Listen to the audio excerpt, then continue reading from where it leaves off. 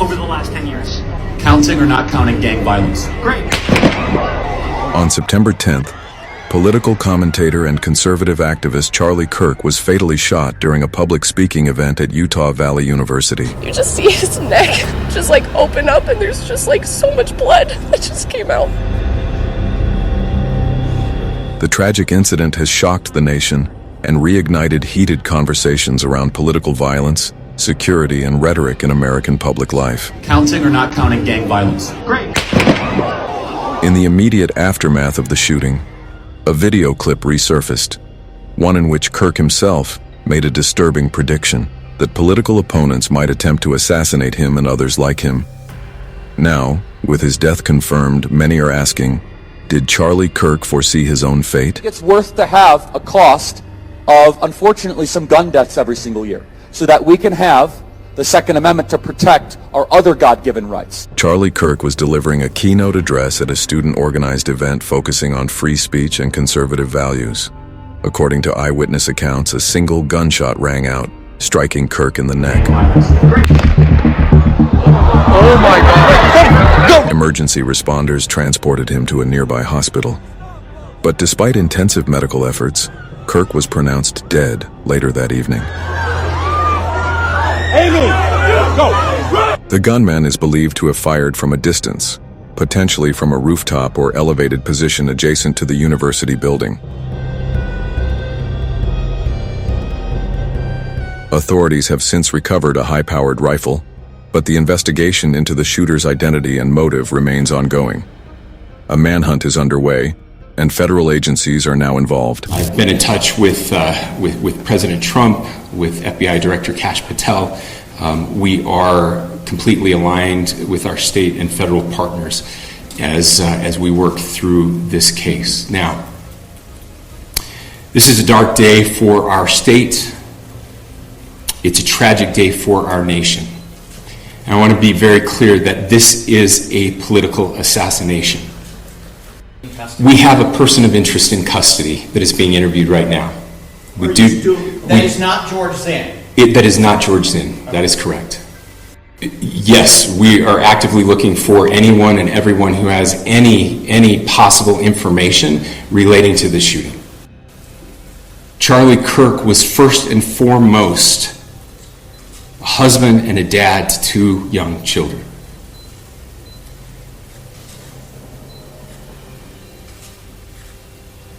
He was also very much politically involved, and that's why he was here on campus. Charlie believed in the power of free speech and debate to shape ideas and to persuade people. Historically, our university campuses in this nation and here in the state of Utah have been the place where truth and ideas are formulated and debated. And that's what he does. He comes on college campuses and he debates. Now, we have a person of interest in custody. The investigation is ongoing. But I want to make it crystal clear right now, to whoever did this, we will find you. We will try you. And we will hold you accountable to the furthest extent of the law. And I just want to remind people that we still have the death penalty here in the state of Utah. Our nation is broken. We've had political assassinations recently in Minnesota. We had an attempted assassination on the governor of Pennsylvania. And we had an attempted assassination on a presidential candidate and former president of the United States, and now current president of the United States.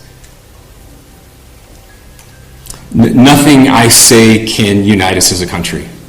Nothing I can say right now can fix what is broken. Nothing I can say can bring back Charlie Kirk. Our hearts are broken. We mourn with his wife, his children, his family, his friends. We mourn as a nation. If anyone in the sound of my voice celebrated even a little bit at the news of this shooting. I would beg you to look in the mirror and to see if you can find a better angel in there somewhere. I don't care what his politics are. I care that he was an American. I pray that those who hated what Charlie Kirk stood for will put down their social media and their pens and pray for his family, and that all of us will try to find a way to stop hating our fellow Americans. Please rise for a moment of prayer for Charlie Kirk and his family. Conservative leaders and allies, including President Donald Trump, have mourned Kirk's death as not only tragic but politically motivated. Many of them have echoed Kirk's warnings about escalating violence against conservative figures. To my great fellow Americans, I am filled with grief and anger at the heinous assassination of Charlie Kirk on a college campus in Utah. Charlie inspired millions, and tonight all who knew him and loved him are united in shock and horror. Charlie was a patriot who devoted his life to the cause of open debate and the country that he loved so much, the United States of America. He fought for liberty, democracy, justice, and the American people. He's a martyr for truth and freedom, and there's never been anyone who was so respected by youth. Charlie was also a man of deep, deep faith, and we take comfort in the knowledge that he is now at peace with God in heaven. Our prayers are with his wife, Erica, the two young, beloved children, and his entire family, who he loved more than anything in the world. We ask God to watch over them in this terrible hour of heartache and pain. This is a dark moment for America. Charlie Kirk traveled the nation, joyfully engaging with everyone interested in good faith debate. His mission was to bring young people into the political process, which he did better than anybody ever, to share his love of country and to spread the simple words of common sense. On campuses nationwide, he championed his ideas with courage, logic, humor, and grace. It's a long past time for all Americans and the media to confront the fact that violence and murder are the tragic consequence of demonizing those with whom you disagree day after day, year after year, in the most hateful and despicable way possible. For years, those on the radical left have compared wonderful Americans like Charlie to Nazis and the world's worst mass murderers and criminals. This kind of rhetoric is directly responsible for the terrorism that we're seeing in our country today, and it must stop right now.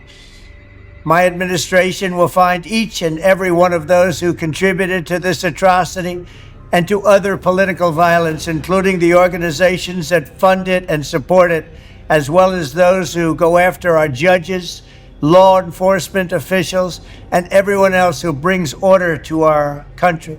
From the attack on my life in Butler, Pennsylvania last year, which killed a husband and father, to the attacks on ICE agents, to the vicious murder of a healthcare executive in the streets of New York, to the shooting of House Majority Leader Steve Scalise and 3 others, radical left political violence has hurt too many innocent people and taken too many lives. Tonight, I ask all Americans to commit themselves to the American values for which Charlie Kirk lived and died, the values of free speech, citizenship, the rule of law, and the patriotic devotion and love of God. Charlie was the best of America, and the monster who attacked him was attacking our whole country. An assassin tried to silence him with a bullet, but he failed, because together we will ensure that his voice, his message, and his legacy will live on for countless generations to come. Today, because of this heinous act, Charlie's voice has become bigger and grander than ever before, and it's not even close. Officials shared new video during Thursday night's news conference showing the suspect in the murder of Charlie Kirk moments after the shooting. The short clip, time-stamped as Wednesday at 12:23 p.m., showed the suspect running on top of the roof of a campus building, clambering down and fleeing the scene. Utah Department of Public Safety Commissioner Bo Mason said the suspect left a palm impression as he climbed down the edge of the roof to the building, as well as a shoe imprint when he landed on the grass below. He was believed to be wearing Converse tennis shoes. After dismounting, the suspect crossed the street and moved into a wooded area. Earlier today, Utah law enforcement released new still photographs of the suspect, seen wearing a black shirt with an American flag and an eagle on it, a hat and sunglasses, and wearing a black backpack. Officials are asking for the public to come forward with any information on the suspect's identification. Subscribe to Online Community KE for all your latest updates.